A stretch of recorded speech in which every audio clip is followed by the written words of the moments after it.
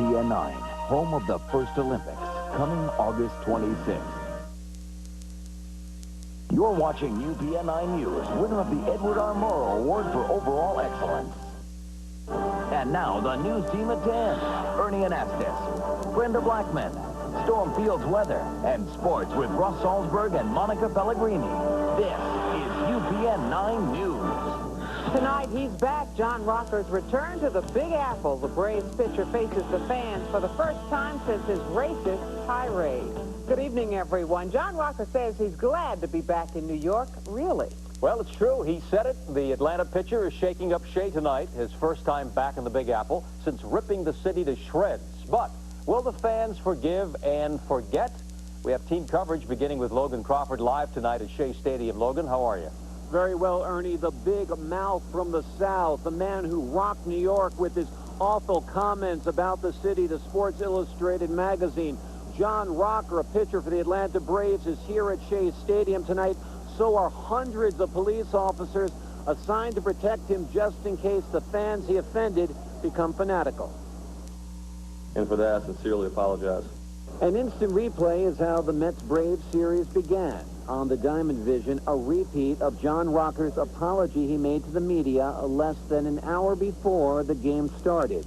First of all, I'd like to say that I'm happy to be back in New York, believe it or not. Well, you gotta believe many New Yorkers are not ready to roll out the welcome mat, John. I think personally, without using any vulgar words, it'd be hard to describe, but he's a very bad human being, and I like to have 5 minutes alone with him. The Braves bad boy did not take the 7 train to Shea as promised.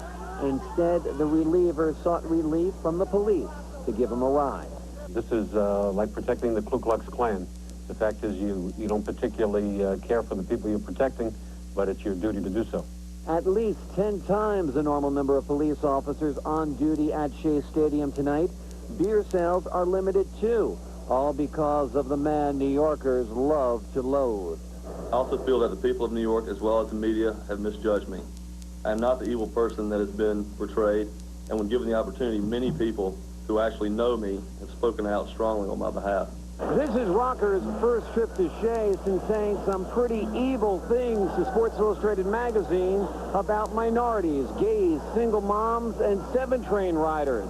The comments are so unpopular, they've kind of started an unspeakable fashion frenzy. What do you think of John Rocker? What do you think I think of John Rocker? Lots of New Yorkers are wearing T-shirts to tease Rocker. Okay, what do you think of John Rocker? He stinks. He's a... The crowd is getting rowdier as the night goes on, and now they have good reason. You see, Rocker is in the game. We're live at Shea. Logan Crawford, UPN 9 News. Brenda? Thanks, Logan. The players are saying, let's play ball already. All the fuss over Rocker has some people losing sight of what today is really about, the game. For that part of the story, we go to Monica Pellegrini. Hi, Monica. Hi, Brenda. Clearly, this has been a major distraction for the Mets and more so the Braves in what is supposed to be a great time for baseball. These two teams are meeting for the first time since the National League Championship Series last year.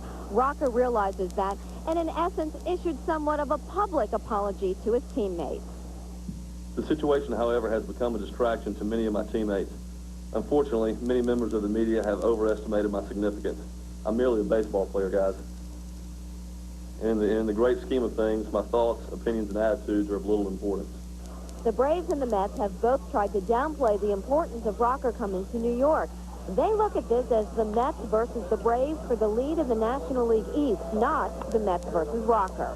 Yeah, I don't look at a particular individual and say I have to beat this guy because he's a bad person or I don't like him or anything like that. I just know that I have to try and do my job and try and get a good pitch to hit and do what I'm supposed to do. I just cannot believe I'm in this room talking about, you know, what we're all talking about. For most guys, you just shake your head and get ready for batting practice. Even a guy who knows all about being public enemy #1 at Shea, former Met Bobby Bonilla is hoping New Yorkers will put this story to rest for the sake of the players. The guys are pretty much used to it. I'm used to it, and Atlanta is growing used to it now. So it's becoming old hat for them now. I think anybody would be lying if they say at some point it hasn't worn on them a little bit. To be honest with you now, I mean, I think it's being blown out of proportion for the simple fact that everybody wants to keep talking about it. And, you know, there comes a point when it's not a story anymore. Rocker just wants what happens on the field to be the story from here on. In many cases, attempts have been made to make the situation bigger than the game itself. In every realm of sports, nothing is bigger than the game. Not the players who play it, not the fans who watch it, and not the people who write about it. As Logan mentioned, Rocker got in the game just moments ago. We're going to show you how he did on the mound coming up later in sports. Also, all this talk about the Yankees making a trade, they made a surprising one this afternoon. We'll tell you about that later on in sports. Ernie? All right, thank you, Monica. Big story in the news tonight, drama at Disney World as a tense hostage situation continues at this hour. An armed man is holding his 4-year-old son and a waiter hostage at the Boardwalk Inn at Disney. Set up a line. They are basically, I understand, in constant contact with him. I'm not sure of exactly what he's demanding. I do know the root of the situation is domestic in nature. It involves either a spouse, a girlfriend, or a wife. Police have evacuated guests from the hotel. They've also been able to speak with the hotel waiter, who has confirmed that the man is armed. The gunman is demanding to talk with his estranged wife and has also threatened to kill himself. A grand jury has handed down a 50-count indictment in connection with last month's Wendy's massacre. John Taylor and Craig Godineau have been formally charged with first and second-degree murder, attempted murder, robbery, and weapons possession. Taylor is also charged with tampering with evidence. Queens DA Richard Brown has 120 days to decide if he will seek the death penalty. Now, the coroner's office confirms tonight that a Long Island man has died from rat poisoning. The big question is, how did it happen? Kathleen Trigg is live in Suffolk County, where police now have a mystery on their hands. Good evening, Kathleen. Good evening, Ernie. That is indeed right. 48-year-old Rudy Walmart was driving from his Long Island home to visit someone in Queens when he began feeling sick. He checked himself into a Flushing hospital where his condition progressively got worse. That was a week ago. Last night, he died there. And tonight, the medical examiner is saying the cause was rat poisoning. The victim, Rudy Walmart, lived here in this posh Bayshore neighborhood just off the water. Today, detectives from Suffolk County and the NYPD spent hours searching the house neighbors say he shared with his girlfriend and her mother, looking for any evidence that might explain how rat poisoning may have gotten into his system. Normally, people keep poison to the animals and whatever, so I don't know what happened here. It's just terrible that anyone would die that way. Earlier this evening, the victim's brother and other family members flew in from Mississippi, obviously distraught over the news. Neighbors say they can't believe it either. Nothing like this has ever happened here. Never heard of anything, and I live here a long time. And I hope that, I don't know what to say, I hope that he didn't, it wasn't a killing. Most of the residents we spoke with in this quiet, upscale neighborhood say they barely even knew the family that lived across the street here. They say it's a very private community, and Rudy Walmart really stayed to himself. In fact, except for an incident about 2 weeks ago where police were called to the house here, they say they saw very little activity. And we just looked out to see, and we noticed there were 2 cars and the ambulance out here. Other than that, we didn't hear why or whatever, but assumed that it was a medical issue. Others we spoke with have speculated that police were responding to a robbery.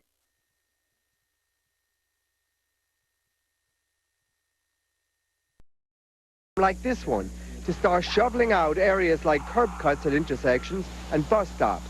That's not what Valerie de Leon or Christian Valley want to hear. I lose 4 or 5 days worth of pay, and I can't go without that. In 4 days, a lot can happen. We can get hurt. These kids can get hurt. Older people can, slip and break their bones. Chris O'Donoghue, UPN 9 News. And tonight it looks like a careless smoker is to blame for a wildfire that's been burning out of control in Southern California. The fire has destroyed homes, charred thousands of acres of land, and left hundreds homeless. But as Eric Hong reports, firefighters are now getting some help from Mother Nature. While the fire continued to trek across the mountainous terrain of eastern San Diego County, fire crews mounted a vigorous air assault on the flames below. Today is going to be a large air show for us. We have 10 air tankers coming in. 2 of them, which is an interesting bit, is the military MAF system, which is the C-130. Officials were encouraged by changing wind conditions. The warm, dry Santa Ana winds that fed the fire yesterday replaced today by calmer, more humid gusts from the Pacific Ocean. Still, officials gave no timeline, which has already sprinted across thousands of acres of land. Crews are having to deal with very steep terrain along with the wind that the last day or so. That's been the biggest challenge. Hopefully, with the wind subsiding today, they can get in there and do some effective work. The fire forced the... Some of them today remained in makeshift shelters. It's hard waiting, you know, because I don't know if my house is burned down or not. But, you know, what can you do? You just... Homes, but officials are still unsure exactly when everyone will be able to come back. In Alpine, California, I'm Eric Hoff, UPN 9 News. Tennis star Boris Becker lost a battle today in divorce court. The 33-year-old German tennis star is in Florida, where his estranged wife is staying with their 2 children. Becker wants the proceedings of their divorce case closed. He claims that disclosing details of his finances could jeopardize his family's safety, but the judge ruled the trial would be public. Jennifer Lopez has made a big decision about her life. That story tops tonight's eBiz News. Well, when it comes to brains or body, Lopez says she'll take the body. The curvaceous actress and Latin pop star tells Marie Claire magazine that given a choice, she prefers to be described as sexy rather than smart. Lopez says she also likes to wear clothes that make her feel sexy as well, like the revealing outfit she wore for the Grammys. The Beatles are proving their music is eternal. The VH1 polls say their 1966 album, Revolver, is the best in rock and roll history. The Beatles had 5 albums in the top 11 on VH1's list of the 100 greatest albums. Nirvana's 1991 album, Nevermind, was second. Pet Sounds by the Beach Boys was number 3.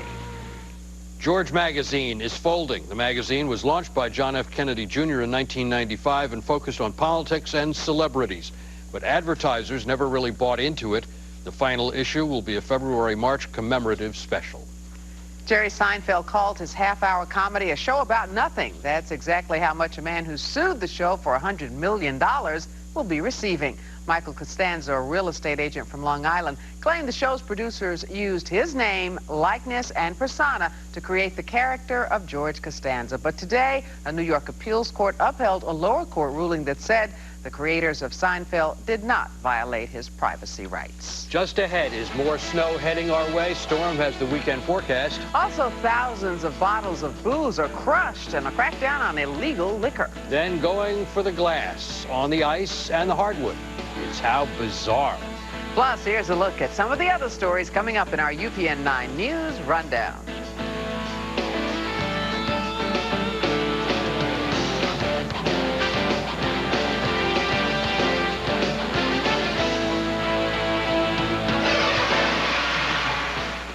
The Business Report is brought to you by your local Toyota dealer.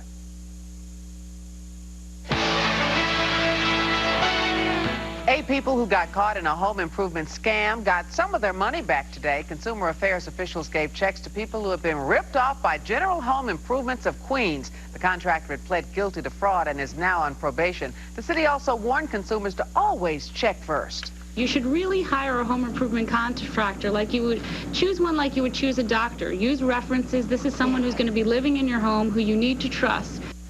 The checks given out today totaled nearly $70,000. Your money news now. After an economic summit with leaders of the technology world, President-elect George W. Bush is confident about the future of the economy. Bush feels tech companies will lead the resurgence. He says the short term may look rough, but he's confident things will take a turn for the better in the long run. He hopes tech stock investors will agree. People that have invested in this industry are in the long term going to realize good gains on the money they've invested, because this is the leading edge of thought in the world.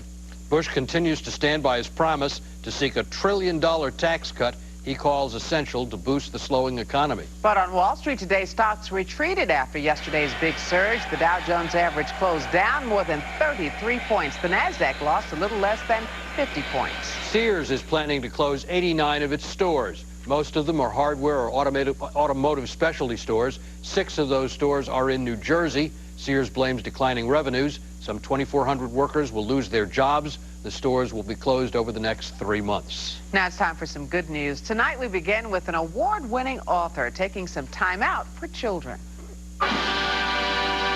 When I saw Soft sitting by herself, a sad look on her face, I said, "Let me comb your hair and braid it for you." Kids from Manhattan's Ellen Baker School sat spellbound today as Gloria Whalen read from her National Book Awards award-winning children's adventure story, Homeless Bird. Ms. Whalen is in New York to kick off the Foundation's 10th annual award-winning book authors tour. Bloomberg is giving a grant to the National Book Foundation to send this year's winners all across the country on a 4-city tour to talk about their work. So we're going to San Francisco, Chicago, and Washington, D.C. in May, which is National Book Month. After the reading, the kids presented Ms. Whalen with roses. She returned the compliment by giving each child an autographed copy of her book. What do the kids think of Ms. Whalen? She's the best and she writes good. Yeah, she writes real good. Okay, if you can fill that in. Second graders from Bayshore's Mary Clarkson School learned how to paint a mural from artist Tony Caparelli at Nassau Coliseum today. The event was sponsored by Keyspan Energy and the Islanders. Tony's award-winning murals have been featured at sporting events across the country. Why teach the kids to paint murals? I find it to be really important because kids can learn about teamwork, working together. A lot of kids are by themselves these days in front of computers. It gives them a chance to see what it's like to be a part of a team. And if you have some good news you'd like to share with us, you can email the stories to us. The address is goodnews@WWORTV.com. That's goodnews@WWORTV.com. Still ahead, breaking bottles of booze. Tens of thousands are crushed in a crackdown on illegal liquor. Also, the city where there are too many monkeys, not enough pigeons on the streets. Plus, we have the only sports team in town, Russ and Monica. Coming up, the Knicks trying to make it 6 straight while the Giants are looking straight ahead to Sunday's big game with the Eagles. We'll preview the big show.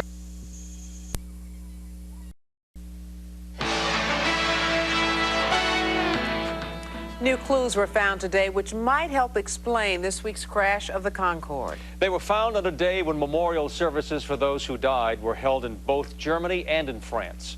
Jim Gately has the latest. New evidence shows the Air France Concorde was in serious trouble even before it left the runway. Information from the plane's 2 flight recorders and debris left on the runway indicate both left engines failed and the left landing gear was not working properly. Also, the crew tried but failed to cut off the flow of jet fuel to the 2 failed engines. The actions of the crew, which is to automatically close the throttles and shut the fuel off, they've done this, but it has failed to cut off the fuel supply. Today, a French prosecutor opened an inquiry into, quote, involuntary homicide and injury concerning the crash. Mechanics replaced parts in one of the failed left engines just prior to takeoff. Today, an official memorial service was held in a Paris church for the 113 victims. They include 100 passengers, a crew of 9, and 4 people killed on the ground. 99 of those passengers had been scheduled to leave from here today on the MS Deutschland, a German luxury cruise ship. The remaining 420 left in a very somber mood. It's going to be very difficult the first few days. In memory of the passengers who died on the Concorde, the Deutschland's crew has changed some things on the cruise. For one, the TVs do not show any news of the crash, and tonight's first night party celebration has been canceled. There will be no official ball in the evening. There will be classical music. The Deutschland left on time today for its luxury cruise to South America. In Manhattan, Jim Gately, UPN 9 News. We want to warn you about a dangerous baby backpack that's being recalled. More than 100,000 Jerry Trailtech baby carriers are involved. Small infants can shift to one side, slip through the leg openings, and fall out. The backpack baby carriers were sold from January of 1996 through July of this year. You can get more information from our website at upn9.com. Attorneys for Napster say that they will continue to battle to keep the music-swapping website alive. A federal judge ordered the plug pulled on Napster at midnight tomorrow for copyright infringement. People who swap through music through Napster are angry at the ruling. The company's founder says that they will appeal. The judge's ruling essentially is this: that one-to-one non-commercial file sharing violates the law. We'll fight this in a variety of ways to keep the Napster community growing and strong. Attorneys for Napster say that unless they win on appeal, the order shutting down the website will kill their company. Next on UPN 9 News, how you can become a survivor on the CBS TV show. And also Daryl and the stripper. A new photo could mean new trouble for the straw man. Then a young wrestling fan with a serious disability is all smiles. He meets his heroes ringside. The emotional story coming up. And rapper Wyclef Jean tells us why he takes on the Amadou Diallo case in his new song when UPN 9 News continues. And now, tonight's UPN 9 News Rundown.